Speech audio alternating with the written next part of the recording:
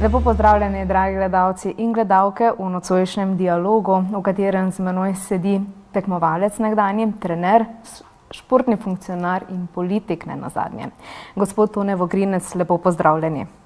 Dobar dan, dober večer.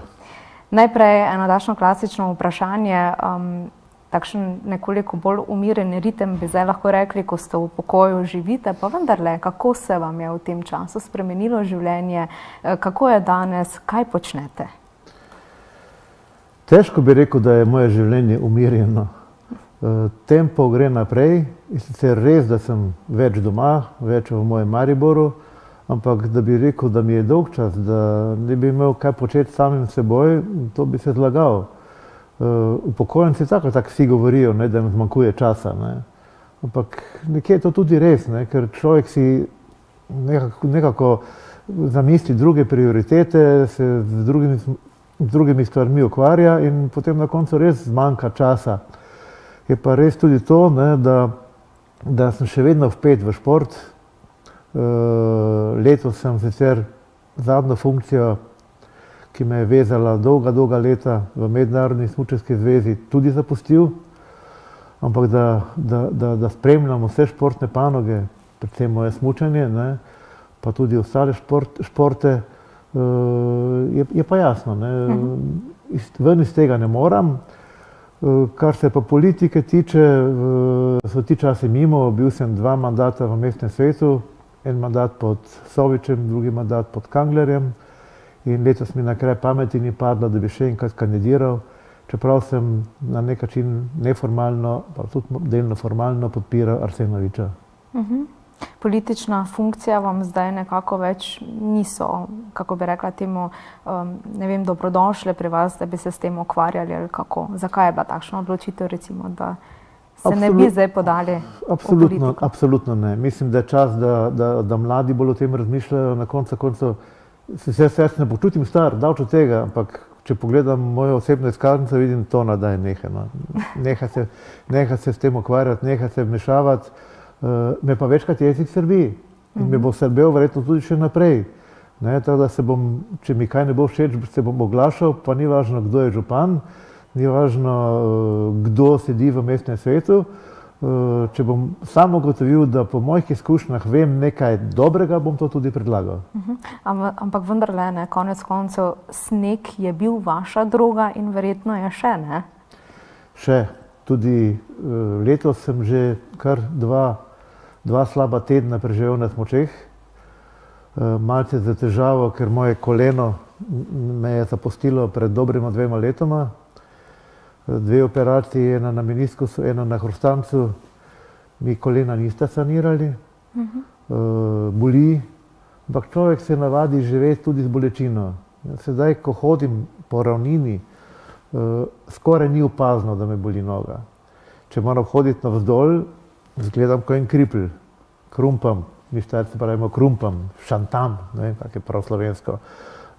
Zanimivo pa je, da pri smučanju gotove obremenitve lažje prenašam, kot pa očitno sem preveč svojega časa v življenju preživel na smučeh. Če ne bi znal dobro smučati, bi imel težave s kolenom. Boli me, jaz rečem šuti in trpi, ne, in se smučam. In sem najprej za starejšo hčero smučal 4 dni, ali pa 5 dni v Dolomitih, potem pa za družino in za mlajšo hčero še med Božičem in Novim letom v Šladmigu. Grem seveda tja, ker imam dolgoletna poznanstva. In dokler me vabijo, dokler me to tudi kaj dosti ne stane, bom na ta povabila vedno reagiral. Kajti zelo rad imam sneg, zelo rad imam smučanje in v prihodnjih tednih bom šel še 2-krat, enkrat še v Šladming in enkrat v Dolomite spet, v Alta Badijo. Tisto spomladansko smučanje je tako najbolj prijetno in najbolj zanimivo za rekreativno smučanje.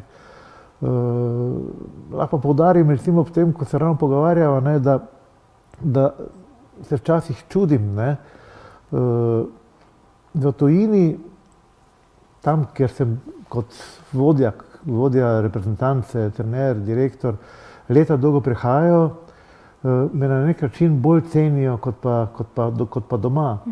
Ne, zanimivo je, da jaz žičnice ne rabim plačati, če grem v Dolomite ali pa v Šladnik, pa še kaj drugega me povabijo. Ne. Medtem ko pa tu pri nas doma, ne, sem že dal enkrat ene predloge. Verjetno ne bi bilo težko Združenju slovenskih žičničarjev sprejeti neki sklep, da bi bivšim tekmovalcem, ki so bili v svetovnem vrhu, pa tudi jaz nekako štejem zraven, da smo nekaj napravili za to Slovenijo in to smučarijo, dali morda možnost nekih brezplačnih kart za smučanje v Sloveniji in bi potem te tekmovalce tudi privabili, da bi večkrat prišli na te terene. Bi bilo zanimivo, da je Križaj enkrat prišel na Pohorje smučati. Leta dolgo ga že ni bilo. Če bi to karto imel, bi rekel, ajde, gremo enkrat pogledati, kaj je novega v Mariboru. Ali pa Jurij Košir, ne vem, na Golte. Zdaj pa to v bistvu tudi ne bi nič stalo, ker ti tekmovalci in vsi ti, ki so bili toliko let aktivni, imajo možnosti kamorkoli gredo, da so dobro sprejeti. Ampak pri nas se to enostavno ne da premakniti in vsi mislijo, da je to nekakva velika stvar, če bi se tu nekaj napravilo. No, dejali ste, človek je nekaj naredil, ki je za seboj pustil neke sledi, ga v tujini bolj cenijo kot doma. Zakaj po vaše tako? Slovenci ne znamo tega. Ne vem, kje je razlog. Velik razlog je to, da so ti osebni kontakti bili zelo pomembni pri mojem delu. To dobro vem. Kjerkoli smo bili, moja prednost je bila že, ko sem začel tam daljnega leta 1971 kot smučarski trener, oziroma na znanje jezikov, ki sem jih vedno obvladal, in na mojo komunikativnost sem povsod stkal neke prijateljske vezi. In če te prijateljske vezi gojiš desetletja, 20 let, te vezi tudi ostanejo. Res je, da je mnogokrat pomembno pravilo daj dam. Če ti od nekoga nekaj dobiš, je potrebno, da mu ob neki drugi priliki, na neki drug način morda to tudi vrneš. In s tem se ta prijateljstva učvrstijo in jaz imam res po celem širnem svetu še danes takšna prijateljstva, da večkrat tudi pomagam še danes pri smučarski zvezi, če bi naši hoteli kje trenirati, pa je smučišče zaprto, samo za avstrijsko reprezentanco recimo. Zadošča en moj telefon, rečem, Hans, daj, naši nimajo kje trenirati, a jih vzamete zraven. Rekel, vi ste vedno dobrodošli, pa zato, ker se poznamo. In tu pri nas pa enostavno, ne vem, tu so se tudi menjavali lastništva. Večkrat v Sloveniji mislijo, ja, hudiča, a nimajo dovolj denarja, da bi si karto sami kupili. Seveda ga imamo. Tudi jaz imam dovolj denarja, da si kupim stalno karto na Pohorju. Ampak to je bilo neko priznanje. Zanimivo, jaz na Pohorju ne smučam. No, vse to je bilo pa naslednje moje vprašanje, zakaj ne? Jaz na Pohorju ne smučam. Je tudi to vzrok? Prvič, ker mene leta dolgo ni bilo v Mariboru. Jaz sem bil, tudi ko sem že bil bolj pisarniški delavec, bolj kot direktor, sem že v Ljubljani. 23 let sem bil v Ljubljani. Jaz sem hodil smučati občasno v Kranjsko goro, pa sem hodil v Trbiž, ker smo seveda si plačevali karte, ampak Trbiž je prekrasno smučišče, Tarvizijo po italijansko. In sem se nekako odtujil od Maribora. In tiste vikende, ko sem prihajal v Maribor, pa zlasti v zadnjih letih, ko sem tukaj tudi dobil družino, seveda nisem prišel v Maribor smučati, ampak sem prišel v Maribor živeti. In ponavadi, ker sem bil v službi, sem soboto, nedeljo imel prosto, in takrat, če je bilo dobro smučanje na Pohorju, je bilo preveč ljudi. In sem se tega izogibal. In nekako sem se odtujil od Pohorja. V zadnjih 2-3 letih smo malce bolj povezani tudi z tem Pohorjem. Tudi sam imam tu neke ideje, ki bi se lahko še realizirale v perspektivi. Seveda, če bo kdo hotel poslušati, če bo kdo hotel kaj vprašati, če ne bodo vsi morda dovolj pametni, da delajo po izkušnjah, ki so jih dobivali tu. Jaz na koncu sem pridobival izkušnje celo moje življenje po vseh smučiščih na svetu, po vseh kontinentih. Marsikaj sem videl, imel sem odprte oči, marsikaj sem doživel in lahko bi kaj pripomogel, en kamenček v mozaiku pri izgradnji tega našega smučišča. Če bi recimo Pohorje bilo v Ljubljani, ne, bi bila povsem druga zgodba. Mi v Mariboru pač zaostajamo za Ljubljano, ampak nam to jamranje ne pomaga nič. Če se ne bomo sami na noge postavili, nam Ljubljana prav gotovo ne bo pomagala. Mnogi vam pravijo, da ste oče slovenskega smučanja. Sami ste zase tudi dejali, da ste mnogokrat pri svojih potezah kot smučarski funkcionar šli z glavo skozi zid. In zdaj, če se nazaj navežava na Pohorje, na Maribor in na smučanje v Mariboru, pravzaprav jim morda manjka tega, da bi kdaj šli skozi glavo, skozi zid. Pa bi bilo morda tako, kot če bi bilo Pohorje v Ljubljani.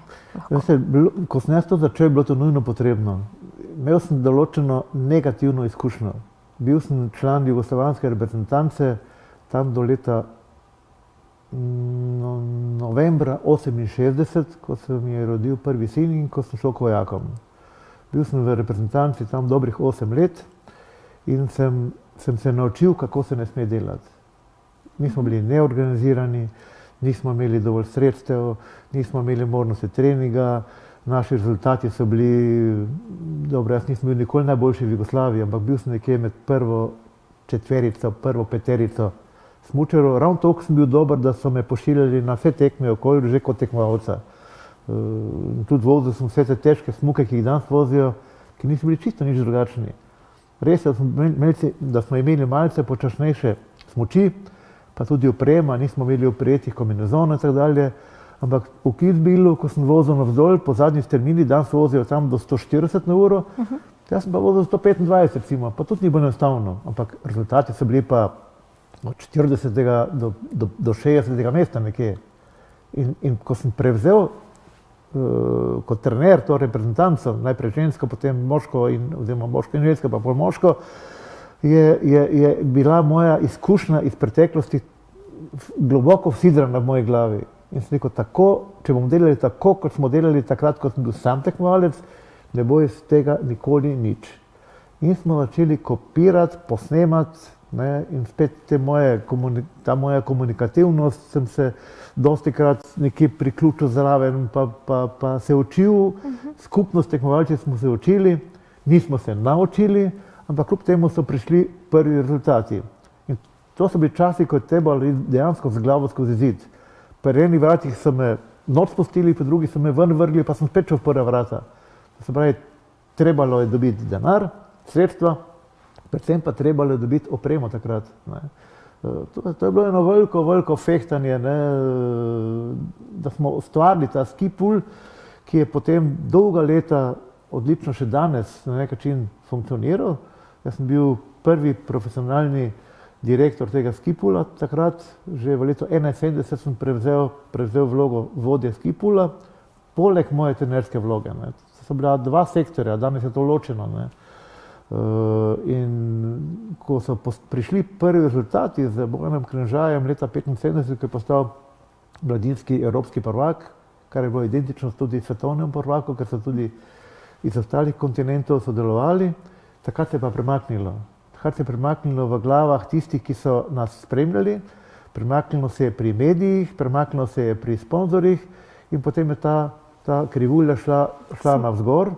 Ampak jasno, vsi smo se permanentno skozi učili, kopirali in tudi skušali gotove stvari izboljšati. Konkretno, če vzamemo avstrijsko reprezentanco, je v treningu slaloma bilo na smučišču 10, 12, tudi 15 tekmovalcev.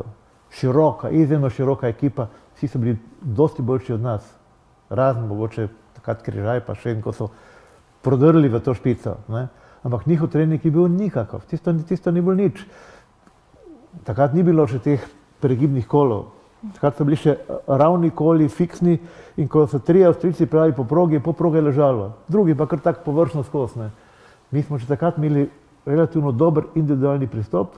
Malo nas je bilo, 4-5 tekmovalci, več trenerjev, in smo boljše trenirali. In potem smo jih počasi lovili, tako dolgo, da je tista generacija bila že kar nekako na istem nivoju kot svetovna konkurenca. No, če rečeva, torej, ko sem že prej omenila oče slovenskega smučanja, ne, je potem naslednje moje vprašanje, kakšen je zdaj ta otrok? Ta oče, to je pač tako povedano, ne, tako kot je Dušan Senčar, oče Zlate lisice, ne, tako sem jaz bil pač tisti, ki je iz enega malodušja vse te alpske smučarije v Sloveniji nekako prepeljal skupaj, moram vedno reči skupaj s tekmovalci. Če ne bi imel takšne tekmovalce, tako prizadevne, tako tudi talentirane, pa te vse sodelavce, trenerje, pomočnike, serviserje, smo skupno pripeljali to do tiste euforije, ki je bila na višku nekje tam leta 85, 86 z akcijo Podarim dobim, ko je 2,5 milijona Slovencev kupovalo razglednice na leto v akciji Podarim dobim. Ne, zdaj, če je to očetovstvo, je pač kreirano povedano. Ne. Bil sem pač gonilna sila, vse se je vrtelo okoli mene. Na nek način sem bil tudi, so mi rekli kasneje tekmovalci, ne, da sem bil diktator. Ne. Ja, še enkrat bi bil isto, če bi bil na tej funkciji. Tudi danes so potrebni diktatorji. Ker drugače verjetno teh rezultatov ne bi mogli. Sigurno ne, ampak ta diktat je bil takšen, ne, na eni strani korenček, ne, na drugi strani pa palca. Ne. Najprej palca, ne, 2 poriti, ajde gremo še 2 vožnje, še trening, še to. Ne. Pol pa nagrada. Ne. Pak nagrade takrat finančne, tistih včasih praktično so bile komaj omembe vredne. Ne. Ampak so bile take nagrade simbolične. Smo trenirali v Južni Ameriki, pa v Avstraliji, Novi Zelandiji, mesec in pol. Ne, bilo pa je naprej povedano, če boste dobro trenirali, če bomo imeli srečo z vremenom, če bomo pridni vsi, če bomo realizirali naše programe, bomo se nazaj glede ustavili in teden dni na nekem dopustu. Ne, z Južne Amerike, Rio de Janeiro, prekrasna destinacija. To so bile, predno sem bil prvič tam, moje sanje, najlepše mesto na svetu. Danes bi sicer mogoče lahko drugače govoril, ampak mesto kot tako je fantastično. Konc treninga v Južni Ameriki in teden dni v Rio de Janeiro. In to smo tudi večkrat ponavljali. Zanimiva anekdota, ne, ko smo prvič tja prišli, ne, vsi veseli, to je bila mala ekipa, tam se bo 7-8 skupaj. Ko smo tja prišli, ne, jaz sem komaj čakal, da si bom pogledal mesto. Nisem uspel fantov prepričati, da bi si to privoščili, ne, to ni stalo nič, ne, ampak ne, žoga, na Copacabano na mivko, gremo fuzbal igrati. Rekel pa, fante, fuzbal lahko igramo nogomet, ne, po slovensko, lahko igramo jo v Poreču, tudi na mivki ali pa kjerkoli, ne. Ne bomo igrali nogomet, ne. Tako je pač bilo, ne, takrat niso doumeli tega, kasneje, pol se to seveda tudi drugače že razumelo in so tudi so bili pripravljeni nekaj tudi pogledati, ne. Iz Avstralije, iz Nove Zelandije smo se vračali preko Singapurja, pa smo šli na neki otok in teden dni, da smo tam tudi baterije napolnili za dodatno zadevo. Se pravi, da je bil vedno palca, korenček. Ne? In tako dobro smo se razumeli, da smo tudi poleti, ne? In to je bil tudi eden izmed razlogov moje prve ločitve, ne? Tudi poleti smo šli skupaj na dopust. Ne? Pa ne zdaj z družino. Jaz z tekmovalci in tekmovalkami na kolesa, pa smo šli iz Ljubljane za kolesi do Makarske. 3 dni smo se vozili, ne. Še bolj taki tipični primer je bil, kako sem bil ubrisan v tole. To, če bi še enkrat delal, bi te stvari gotovo popravil. Ne. Trening pred Zlato lisico, recimo, kaj sem v Mariboru, stanovali smo v hotelu Habakuk, ne, jaz bi mirno lahko stanoval doma pri družini. Pa jaz sem imel občutek, da moram biti za ekipo in sem stanoval v Habakuku. Jaz sem mislil, da kaj je moja prva sobroga si mislila. Ne. Tako da zdaj govorim, ta je malo honor. Ampak mnogi rečejo, ne, v timu je treba dihati skupaj, ne, verjetno je bilo to. Ne bi bilo to nujno potrebno, ne, ampak hočem samo povedati, da sem bil toliko zagnan, da mi je to pomenilo vse. Ne. In seveda, če bi danes še enkrat uro na tej obrnu, bi veliko večino stvari bi enako napravil. Nekaj stvari pa že moram menjati. Še večkrat smo kaj napačno napravili in kaj sem jaz napačno napravil. Ne. Še ena taka napačna stvar, zanimiva. Smo šli na balkansko prvenstvo v Romunijo, mislim, da je bilo, pa ni bilo glavnega trenerja Filipa Gartnerja z nami, ali kak je že bilo, pa sem jaz vodil kondicijski trening. Ne. Jaz sem spet tisti diktator. Ne. Trening. Ne. Tako smo kondicijsko trenirali pred tekmo, da se drug dan vsi imeli muskelfiber. Jaz si nisem mogel predstavljati, da mislim, bila je napaka, ne, sredi tekmovalne sezone, očitno niso več bile mišice tako pripravljene na kondicijske treninge, ne, kot bi to bilo recimo meseca avgusta ali pa septembra. Ne. In so pol še dolgo leto sem rekel, Tona, tam se nas pa, da ima rekel, kak je na grdo besedo, ne. Bili smo vsi na pol polomljeni naslednji dan in no, tam je še ena anekdota, ko govorimo o glih anekdotah, to je taka oddaja, ko se lahko pogovarjamo. Ne. Seveda, vse zato je tudi dialog.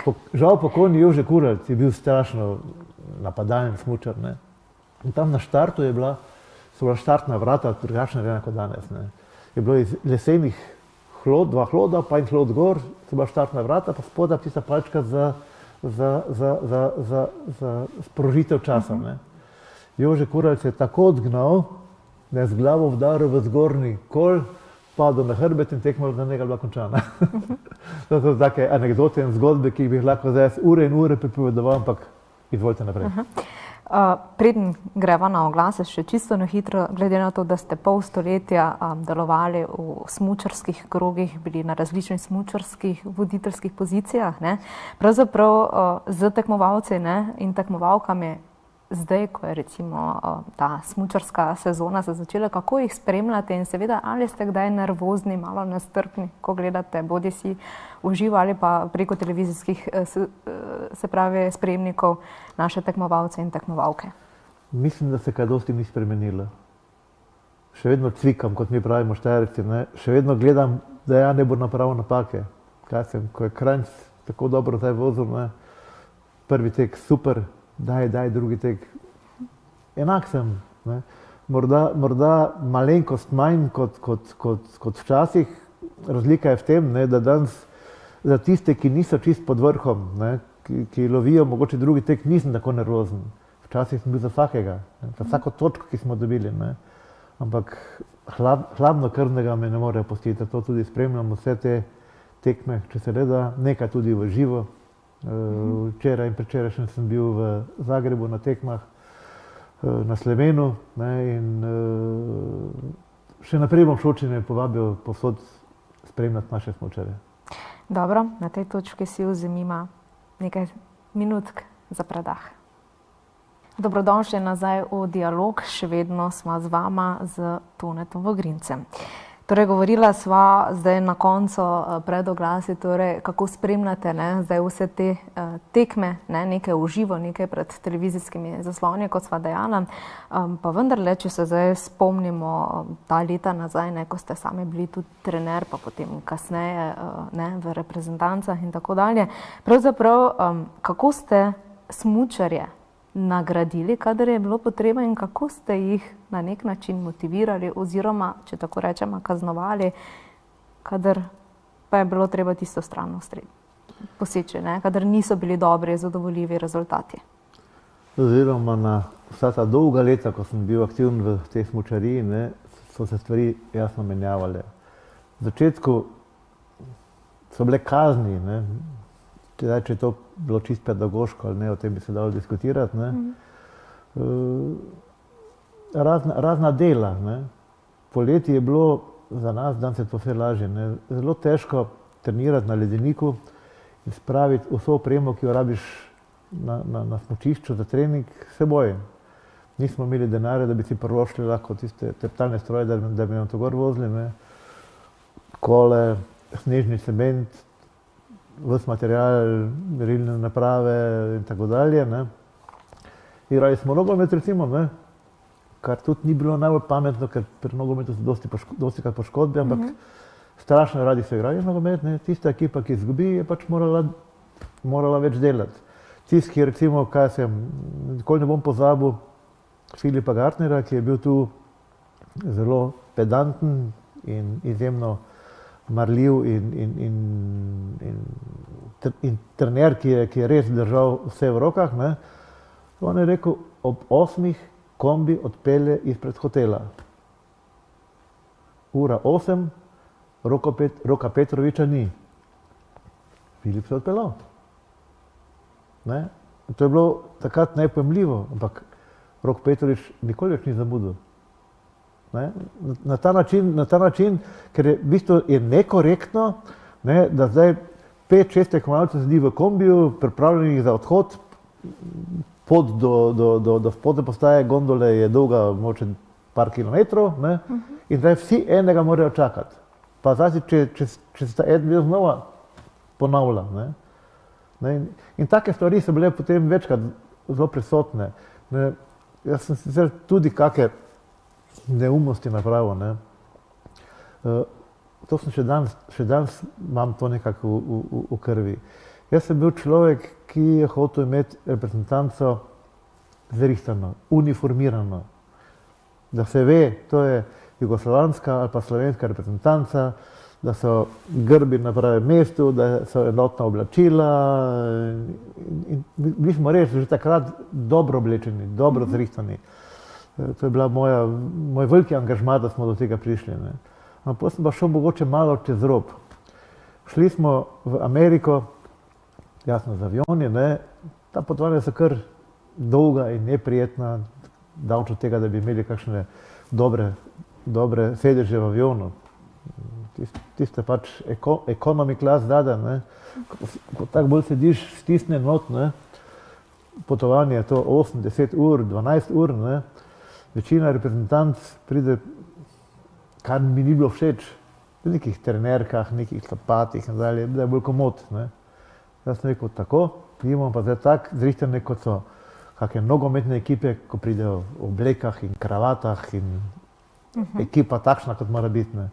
In sem nabavil vsem preko sponzorja, jasno, elegantne obleke, kravate, ti so mi po mojem, preklinjali mene, pa kravate, pa obleke, ampak jasno, vsi so prišli tako, kot morajo biti, ne. To so nas vsi gledali, vse druge reprezentante, kak ste elegantni, kak ste nori. Ampak seveda nihče pa se ni vprašal, kako so se počutili v tistem avionu v obleki pa kravati, ne. To je bil en taki, navzven je zelo lepo izgledalo, ne, navznotraj pa je bil sigurno moj kiks, ne. Ne bi smel iti tako daleč, da bi to zahteval, ne. Večkrat pa je bilo pa to potrebno, ne, kaj se rečemo, vsi imamo rdeče bunde, eden pride pa v črni bundi, ne. To pa ne gre, ne. In zdaj tudi ta oprema, ki smo jo imeli, ne, eden od boljših sponzorjev je bil prav gotovo japonski Mizuno, ne, ki je visoko kvalitetno opremo vedno dobavljal, ne. Mi smo si mislili, mi hočemo biti zeleni, ne. Tam so se ti Japonci za glavo držali, ne. Oni so forsirali take bolj roza barve, rdečkaste barve, bele barve dosti, ne, plave barve dosti, ne, zeleni. In mi smo bili takrat prvi oblečeni v zelene tekmovalne kombinezone, pa tudi zelene bunde, pa hlače, ne.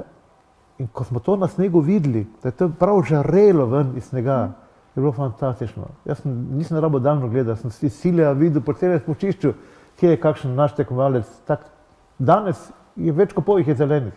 Ne.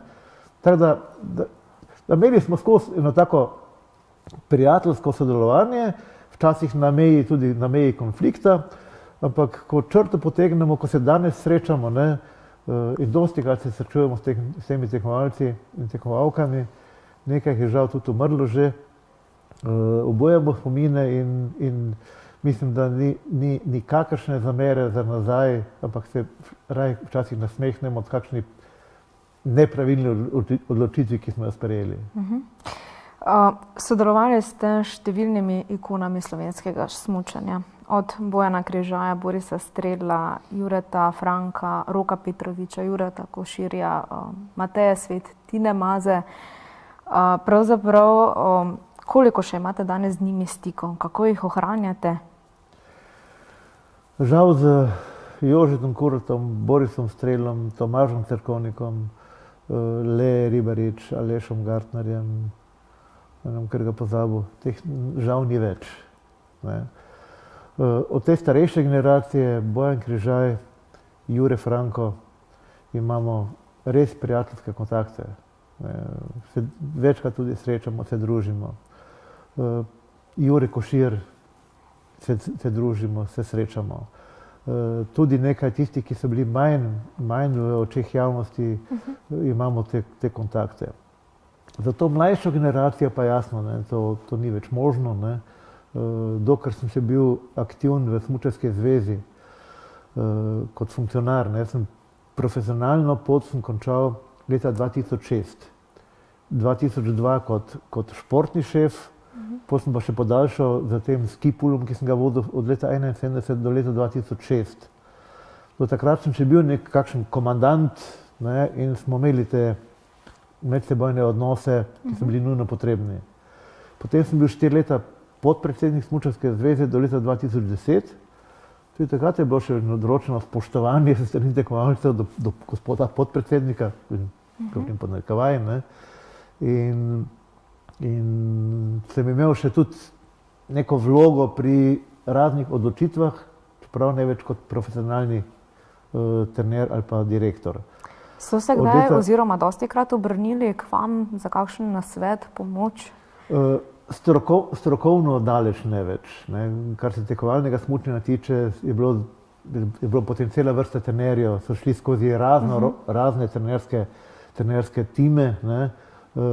Kar se tiče pa marketinških zadev, kar se tiče pa sponzorskih zadev, tam sem pa imel v bistvu skoraj do zadnjega dne komando in skušal pomagati, skušal tudi predvsem zdržati red v celi ekipi, ker od tega so bile odvisne finance. Ne. Nekorektno obnašanje do sponzorja je lahko imelo ali pa je imelo avtomatične posledice pri finančnih prispevkih. Zdaj, če tekmovalec pride nepravilno oblečen ali pa z nepravilnim sponzorjem ali pa tudi z nepravilnim privatnim sponzorjem, ki ima na glavi. Dostikrat so tekmovalci pozabili, da ima privatnega sponzorja na glavi. Joj, ne, punce ne dve, no, ni mu zdaj govorim o menih. Ne. Joj, to ne imaš kako nalepko od mojega sponzorja, joj, pozabila sem v hotelu. Ne. In takrat, ko pride ona na zmagovalni oder, če tega nima, to je katastrofa. Ne. S tem sem se še dolgo ukvarjal. Ne. Potem, sedaj pa zadnja leta, od 2010 naprej, ne, sem pa več ali manj še bil samo aktiven kot funkcionar v Mednarodni smučarski zvezi. Jasno, dobival sem vse potrebne informacije, ki sem jih tudi posredoval ostalim sodelavcem v Smučarski zvezi. Tudi občasno z tekmovalci včasih kaj skušal obrazložiti glede pravil, glede tega, spet z večjo pozornostjo na dovoljenja, kaj je sploh dovoljeno za sponzorstva, ampak potem se človek počasi umika in postane samo še gledalec in ljubitelj smučanja.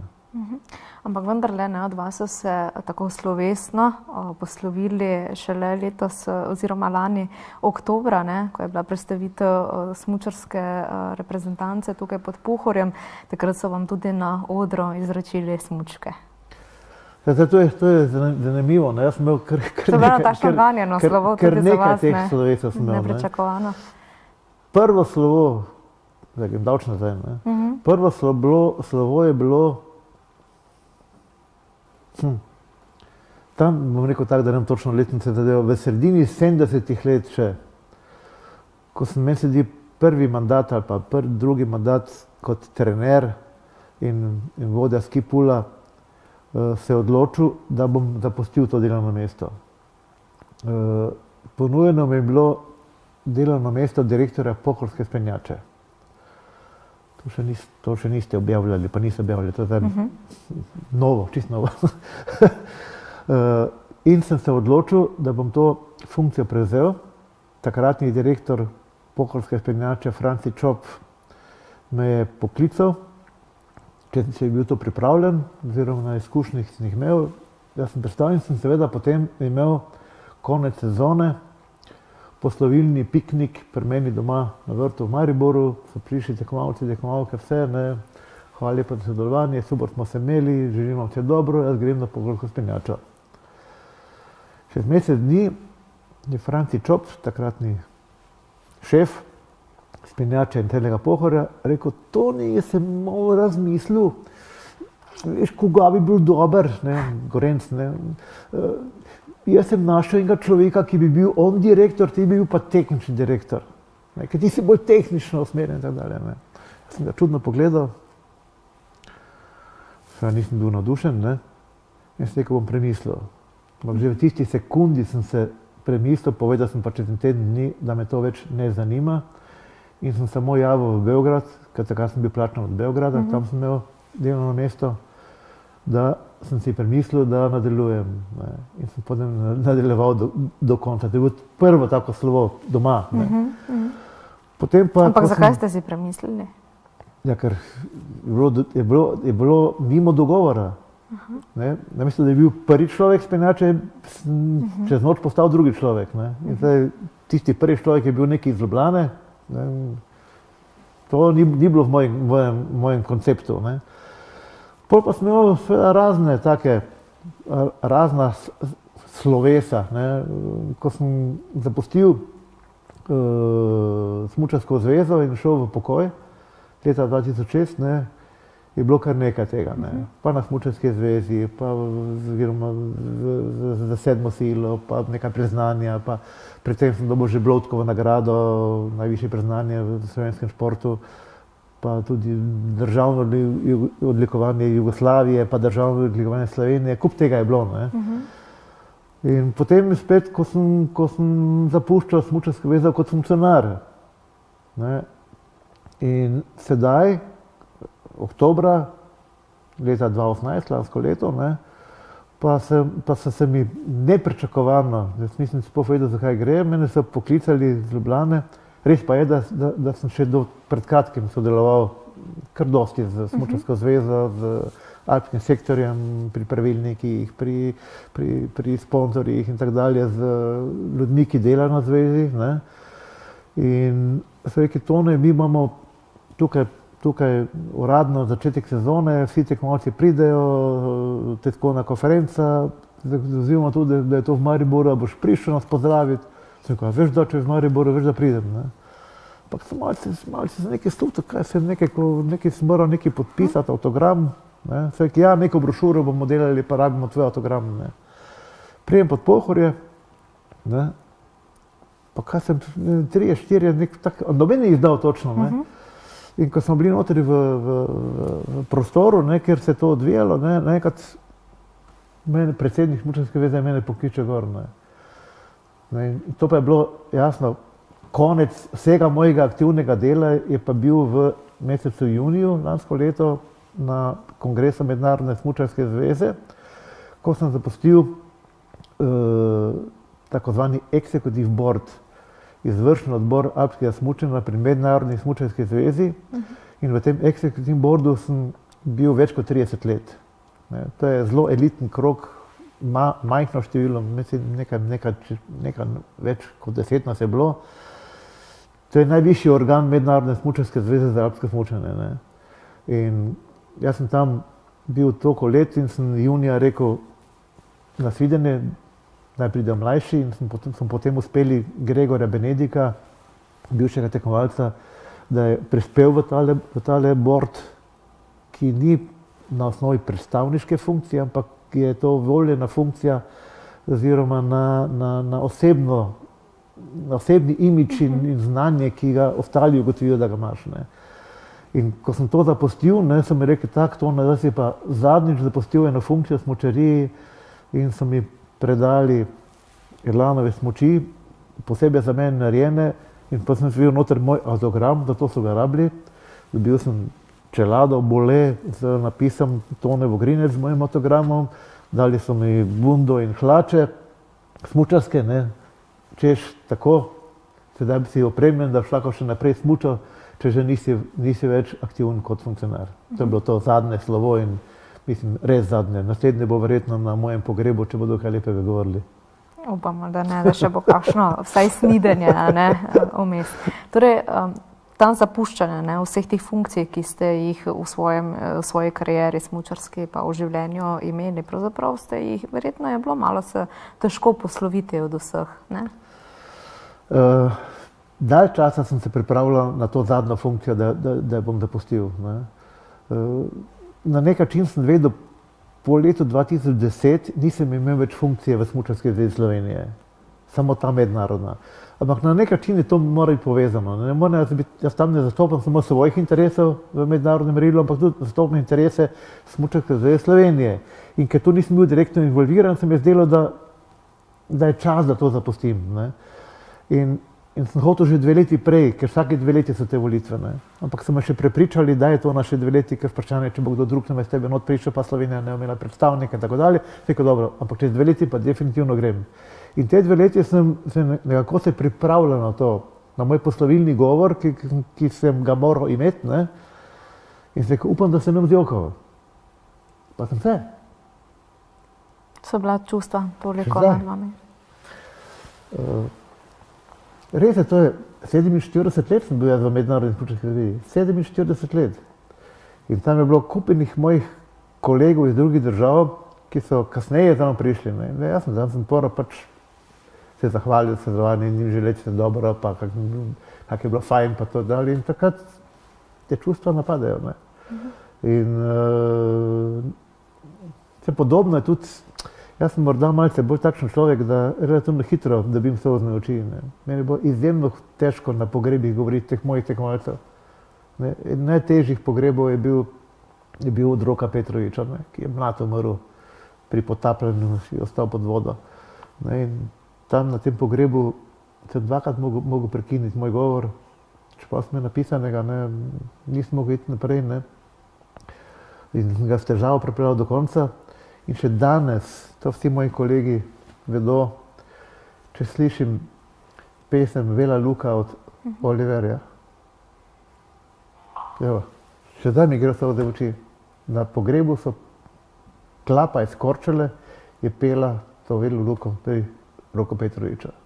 To me pa, evo še zdaj, dajte oglase. Še vedno smo v oddaji Dialog in vedno še z nami gospod Tone Vogrinec.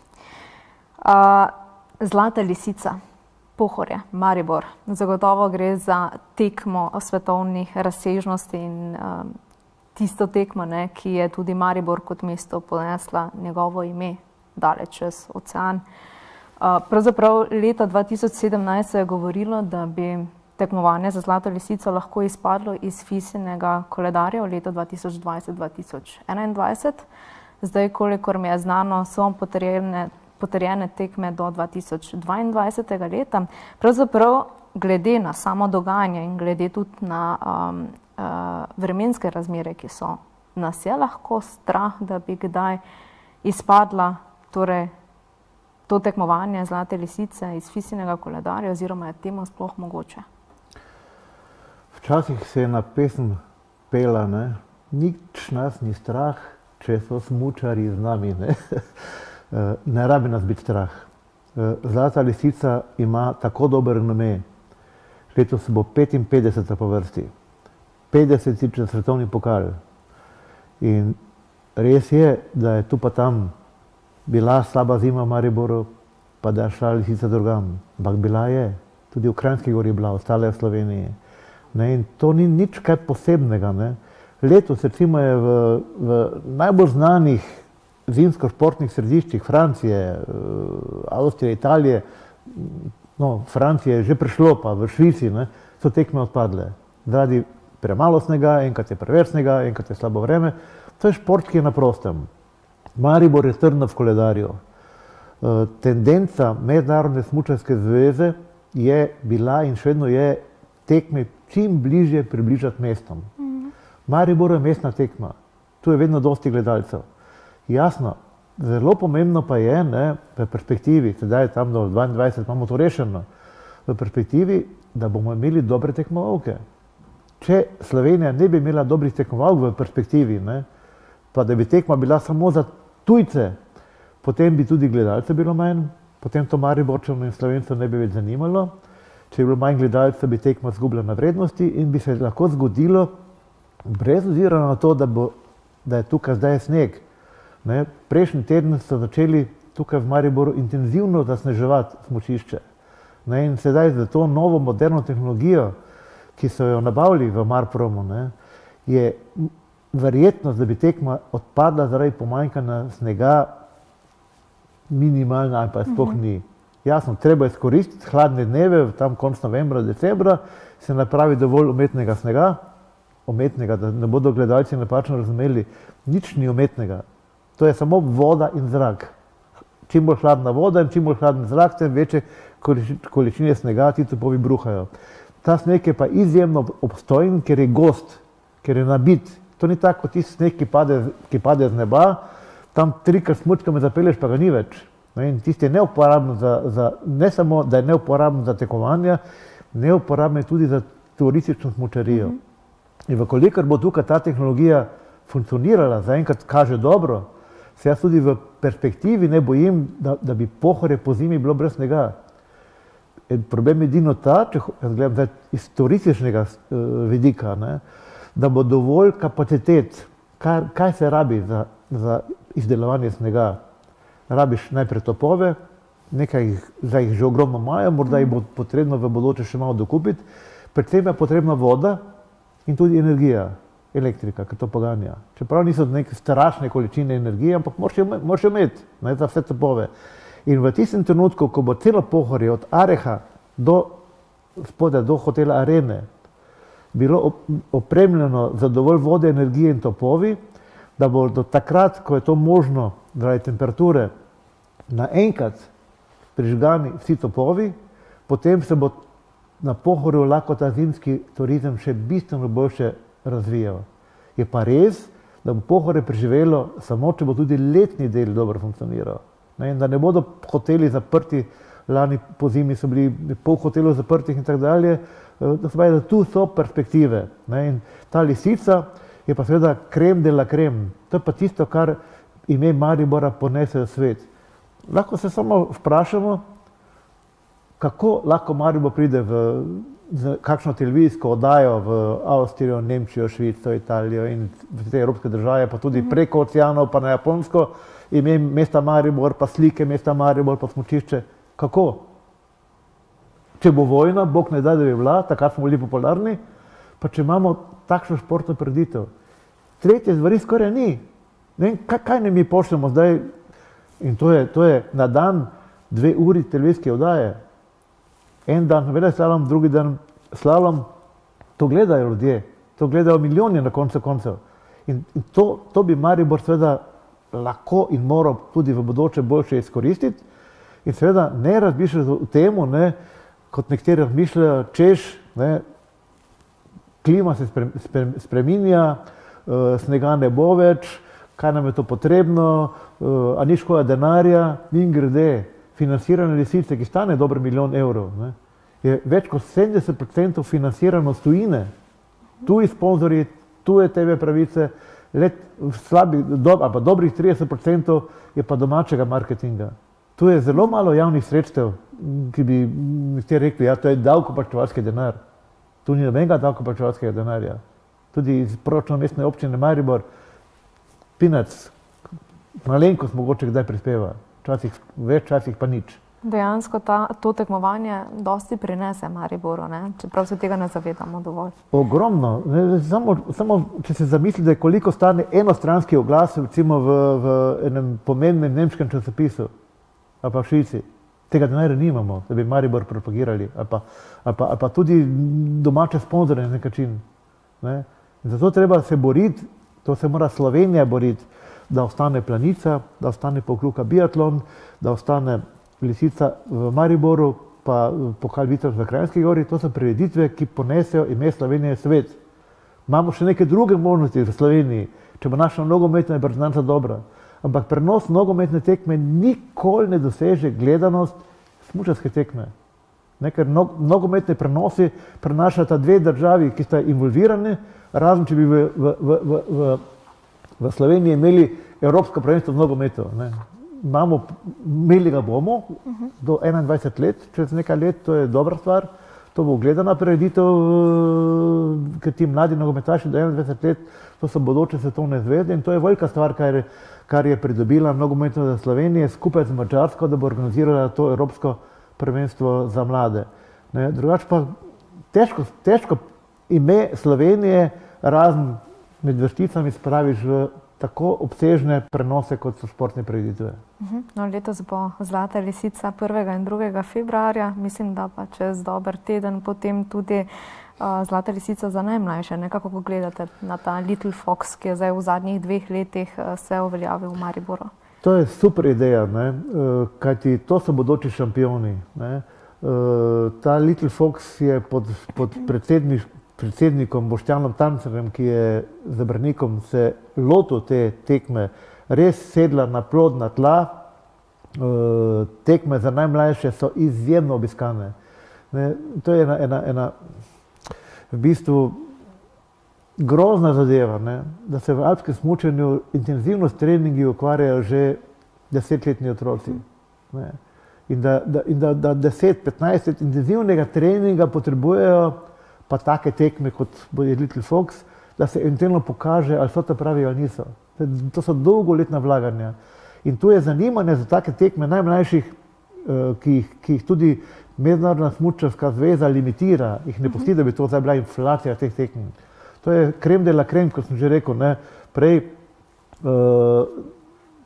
tekma tale v Mariboru se je usidrala v koledar Mednarodne smučarske zveze in bo verjetno v perspektivi njeno zanimanje za njo samo še naraščalo. To je prava stvar. Dobro, pojdiva še malo k vašemu osebnemu življenju. Pravzaprav v vaši smučarski karieri ste bili menda vsako leto 180 dni na snegu iz doma. 2-krat ste se ločili tudi, pravzaprav je to bil tudi na nek način razlog. Kako ste vi takrat doživljali to vse skupaj? Prvič me je prizadelo. Ampak jaz sem bil tako smo že prej omenila o tem, toliko sem bil v to smučarijo vpet, mislil, da je doma vse v redu, pa ni bilo, ne. Mene ni bilo. In še danes razumem mojo takratno soprogo, da je bilo težko z 2 majhnima otrokoma, mene pa nikoli doma. Tako da enostavno, jaz sem se takrat pač odločil za to smučarijo in tudi če se ne bi verjetno ta zveza ne bi obstala, ker smo imeli povsem različne interese. Drugo zvezo, tam imam sina 50 in 48-letna fanta, oba samostojna. Drugo zvezo, jasno, bil sem 23 let v Ljubljani, sam, ne, in prej ali slej se človek naveže, poveže. Hčerka je stara 33 let, je arhitektka v Parizu. Imamo dobre kontakte, tudi z njeno mamo, se družimo. In je pač prišlo do sporazumnega razhoda, brez loputene vrat, brez prepirov, mirno. In potem, ko sem se počasi umirjal, ko nisem več bil toliko odsoten, sem pač našel ta pravo tukaj v Mariboru. 27 let so že skupaj, hčera stara 22 let, končuje biokemijo v Ljubljani, gre na študije, nadaljevanje že 1. februarja. Najprej na izmenjavo, potem pa nadaljevanje študija v Utrecht, v Holandijo. Skratka, otroci so se mi razbežali. Štejem si v dobro, ne to, da sem pač imel 3 družine, ampak da za vsemi temi družinami nismo skregani. V dobro se štejem tudi to, da moja današnja soproga Alenka akceptira moj način življenja v preteklosti, da tudi akceptira moje bivše partnerke. Mimogrede, morda se komu zdi čudno, ne, ampak mati od moje hčere, starejše hčere, ne, je bila pri nas za Božič, skupaj z našimi. Smo se družili in ni nobenega razloga, da bi se ljudje med seboj kregali, če grejo pač poti včasih pač naravne. Torej se vam zdi pomembno ohranjati te prijateljske odnose, ne, tudi z bivšimi partnerkami, ne. Konec koncev delili ste si otroke, ne, na nek način, verjetno je bilo tudi to težko, glede na to, da ste bili toliko z doma, ne. Absolutno, to ni idealno, to absolutno ni formula, da ne bi kdo mislil, da je to formula za način življenja, ampak v povezavi z mojim načinom, ker je pač smučanje večji del mojega življenja predstavljalo skoraj vse, ne, je do tega moralo priti. Sedaj skušam pač to, kar mi še ostalo, ne, biti bolj familiaren človek, več sem doma, več se družimo in se imamo fajn, no, zdaj ne bom na dolgo in široko razlagal. Vsem tistim, ki so na tej poti, bi predlagal samo nekaj, ne se prehitro poročiti, ne prehitro imeti otroke, dovolj časa je kasneje. No in zdaj z tretjo ženo sta najdla tudi neko skupno ljubezen, združujeva zdaj skupni šport na nek način, ne, to je golf. Ja, malo me jezi, ker je boljša od mene. Boljša je, to je redno boljša. Je res, da imajo ženske malce krajše, tiste razdalje do lukne, ne? Ampak niso to krajše, da je zaradi tega boljša. Ne? Ženske med drugim tudi se naučijo in bolj z občutkom igrajo to igro. Ne? Moški mi mislimo, da smo, ne vem, Herkulesi, da smo močni in da moramo vse na silo napraviti, ne?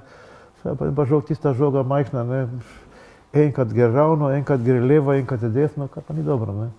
Ampak pomembno pa je, da čim večkrat in kar pogosto hodimo na golf igrišča, doma in po svetu, da se gibljemo, da hodimo po travi v lepem vremenu, da je igra zelo družabna, da spoznavamo ogromno novih ljudi, da se družimo s prijatelji.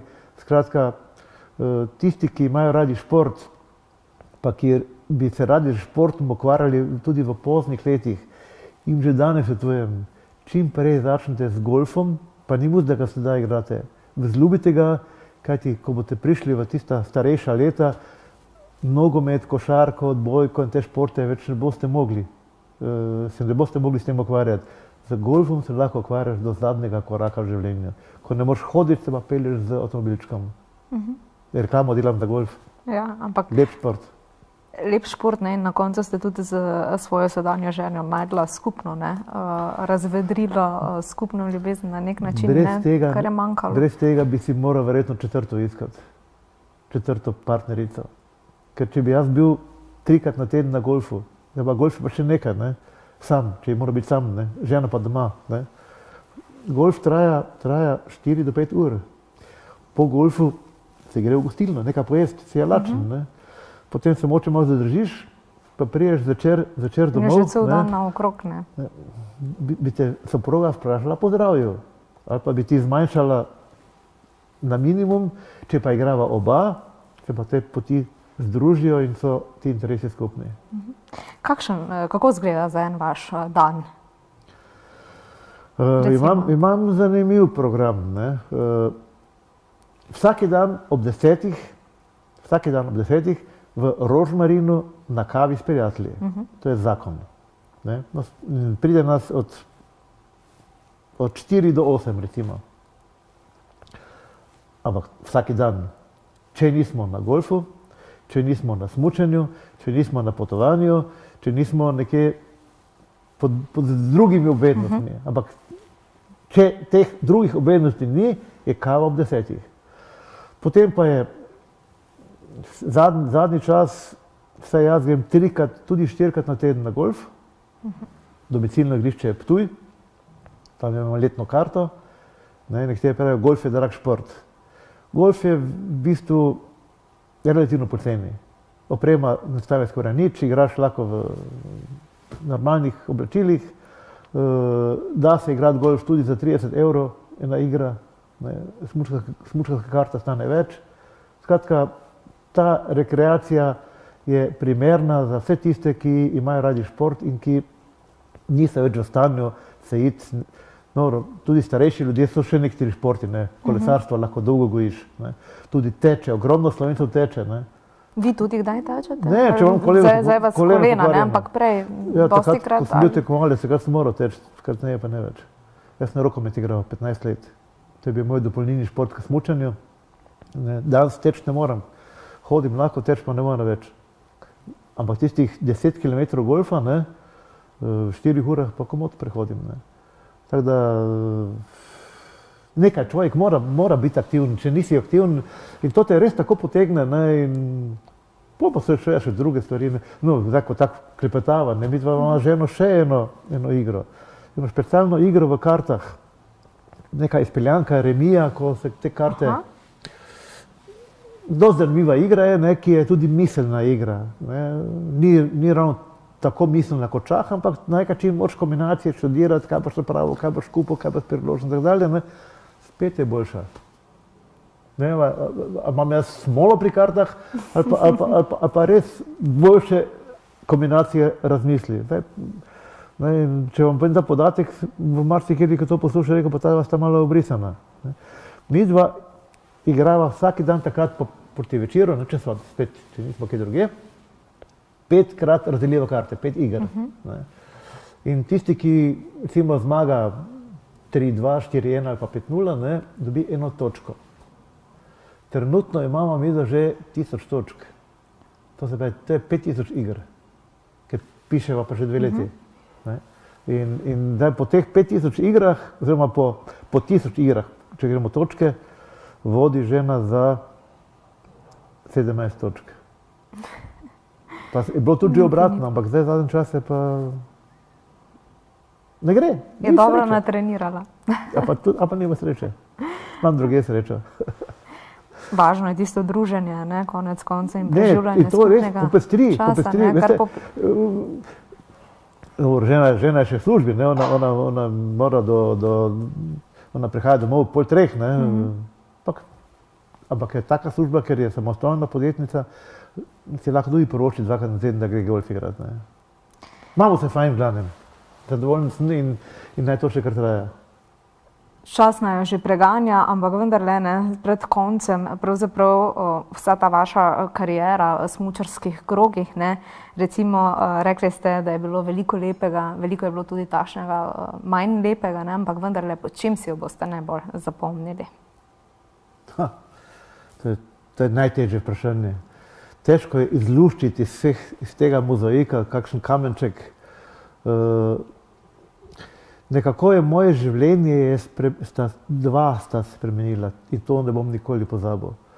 Prvo, pokojni Dušan Senčar, ki me je kot bivšega tekmovalca z 1. januarjem 1970 zaposlil kot trenerja v smučarskem klubu in me tudi vodil do trenerja reprezentance in mojo življenjsko pot iz strojnega inženirja, na kar sem se tudi namenil v študiju, pripeljal na smučarsko pot in zato smo tudi večno hvaležen in mu bom hvaležen ob njegovem spominu, kajti če bi ostal v mojem strojništvu, bi mogoče končal žalostno kariero v tam ali pa kje drugje in način življenja, ki bi ga vodil kot strojni inženir, pa takšen, ki sem ga imel, je neprimerljivo.